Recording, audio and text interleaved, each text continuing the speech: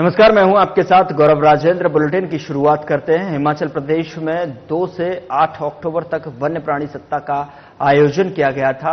वन्य प्राणी सप्ताह जो है की शुरुआत शिमला के पोर्टर हिल से स्वच्छता अभियान के माध्यम से की गई थी। इसके लिए मुख्यमंत्री ने आज एक कमेटी का भी गठन करने की बात कही है, जो कि वन्य प्राणियों की देखभाल से लिए जो है पैदावार और संरक्षण तक का पूरा देखभाल रखेगी।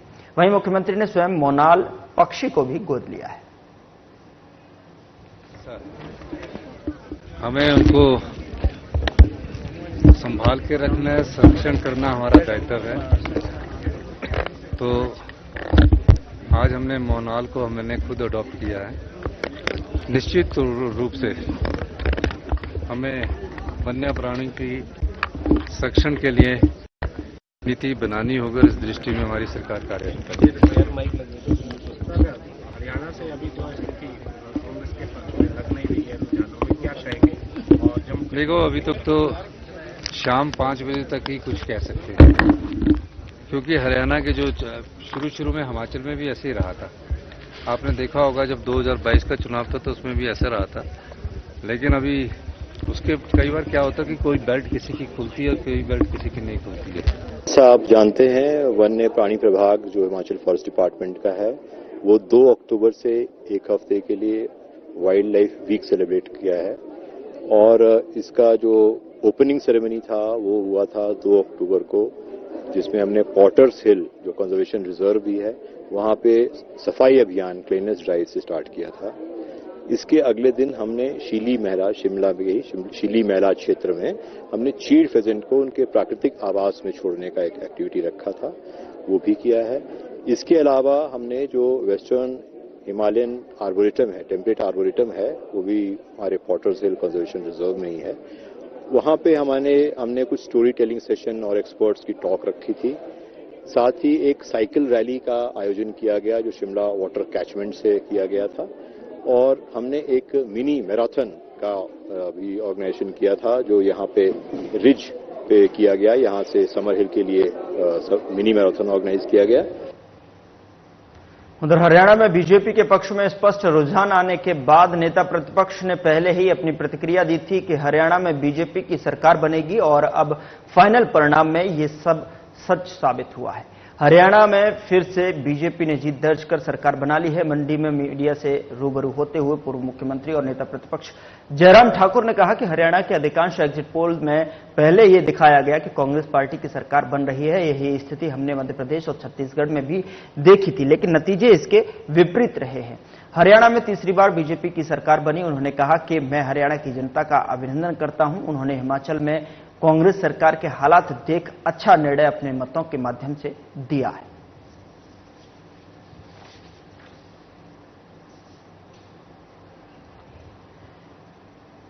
उधर हरियाणा में बीजेपी की जीत पर कैबिनेट मंत्री जगत नेगी ने बयान दिया है। उन्होंने कहा है कि यह दुर्भाग्यपूर्ण और चिंताजनक है। उन्होंने आरोप लगाते हुए कहा कि हरियाणा में बीजेपी ने 10 साल में किसी भी वर्ग के लिए कुछ नहीं किया। हरियाणा में वो ही गारंटियां दी जो हिमाचल में कांग्रेस ने दी थी। साथ ही उन्होंने कहा कि हिमाचल में दी गारंटियों को बीजेपी गलत बताती रही और चुनाव आते ही अपने आप हरियाणा में वही गारंटियां दी।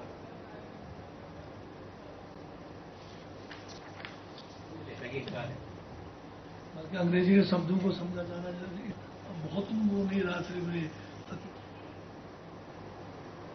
उधर किन्नौर के विधायक और सरकार में कैबिनेट मंत्री ने चीन के साथ लगते किन्नौर बॉर्डर पर चीनी ड्रोन की ओर से रैकी करने का दावा किया गया है।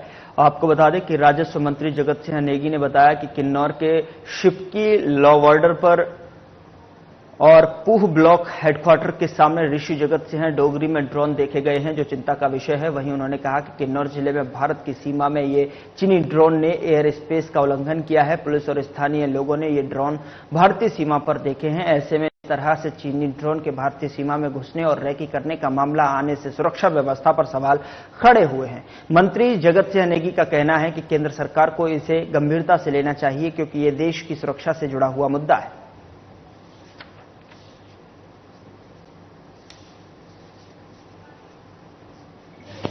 काफी जो है इलाका हमारा तिब्बत और चाइना बॉर्डर के साथ लगता है। और जो हमारा पू विकास खंड है वो पू गांव के नाम से है, और पू गांव के सामने ऋषि डोगरी एक जो है सामने पहाड़ी है या माउंटेन है, उसके ऊपर जो है लगातार पिछले कुछ दिनों से ड्रोन जो है उधर देखने में आए लोगों। तो ये ड्रोन जो है दूसरी तरफ को तो बॉर्डर है, तो और जगह से कोई आने का अंदेशा नहीं है। तो हमारा एयर स्पेस का जो है वायलेशन मेरे हिसाब से तो चाइना की तरफ से हो रहा है। उधर रिश्वत के मामले में तकनीकी शिक्षा मंत्री राजेश धर्माणी ने अपने ऊपर लगे आरोपों को लेकर पूर्व मंत्री को राजेंद्र गर्ग को 10 दिन का अल्टीमेटम दिया है।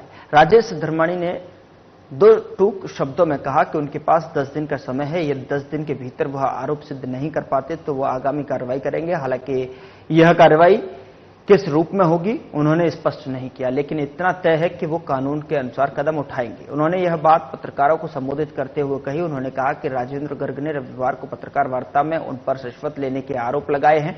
राजेश धर्माणी ने कहा कि केंद्र में भाजपा सरकार है, स्वास्थ्य मंत्री जगत प्रकाश नड्डा बिलासपुर से हैं और सांसद अनुराग ठाकुर उनके संसदीय क्षेत्र से हैं। वह शपथ पत्र दे, फिर चाहे सीबीआई से जांच कराएं या फिर एफबीआई से, उन्हें फर्क नहीं पड़ता है। धर्माणी ने कहा कि गौरव गर्ग को राजेंद्र गर्ग किस तरह जानते हैं यह भी स्पष्ट करें और इसकी जांच होनी चाहिए, क्योंकि उन्होंने गौरव गर्ग की मदद करने के लिए अधिकारियों को फोन किए।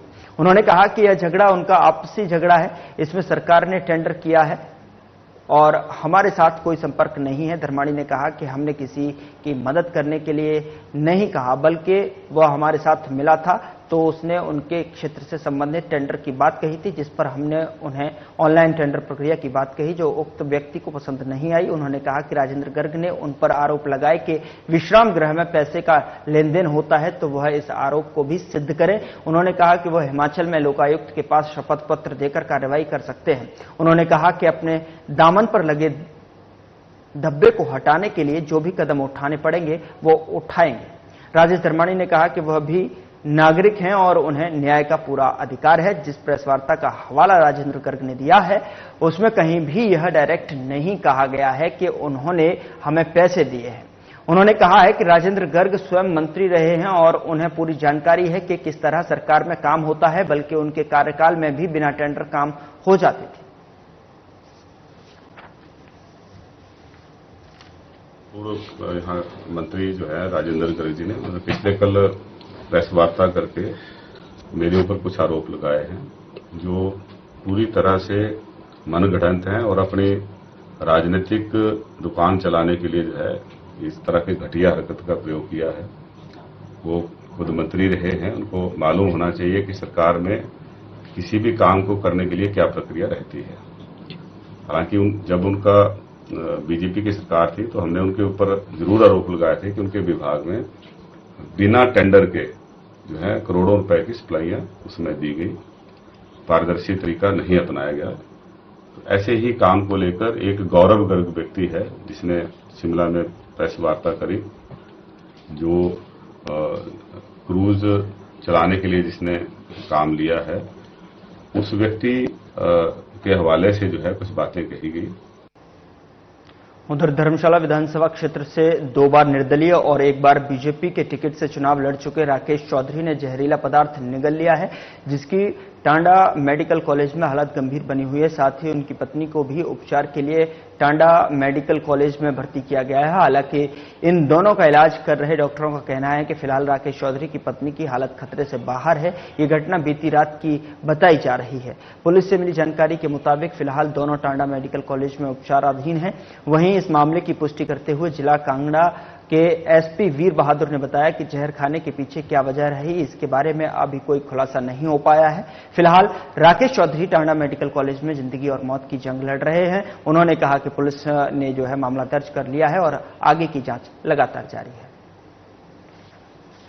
पुलिस चौकी जोन के अंतर्गत जो है वो पिछली शाम को इन्फॉर्मेशन मिली, जिसमें चौकी इंचार्ज जो है वो हॉस्पिटल जो है वो पहुंचे। पता लगा कि पूर्व प्रत्याशी राकेश चौधरी जी और उनकी वाइफ जो है वो वहां पे एडमिट हैं और कोई पॉइजनस सब्सटेंस जो है वो कंज्यूम किया गया है। तो इसी सिलसिले में पुलिस ने छानबीन करने की कोशिश की, परंतु जो राकेश चौधरी जी हैं वो अभी उनकी हालत जो है वो बयान देने के काबिल नहीं थे, और उनकी जो वाइफ हैं अभी तो वो खतरे से बाहर बता रहे हैं, परंतु अभी क्योंकि उनका ट्रीटमेंट चल रहा है तो किसी का भी बयान जो है वो दर्ज नहीं किए जा सके हैं कि उसका क्या बेसिक कारण रहा है। तो पुलिस अभी मौके पर ही है और कारणों का पता लगा रही है, और हम उम्मीद करते हैं कि वो जल्दी स्वस्थ हों। अभी पुलिस ने घटनास्थल का जो है वो दौरा किया है, तो अभी ऐसा कुछ भी सामने नहीं आया है, और बाकी जो भी उसमें रिपोर्ट होंगी डॉक्टर मेडिकल ओपिनियन के पश्चात ही कुछ कहा जा सकता है। फिलहाल बुलेटिन में इतना ही। नमस्कार।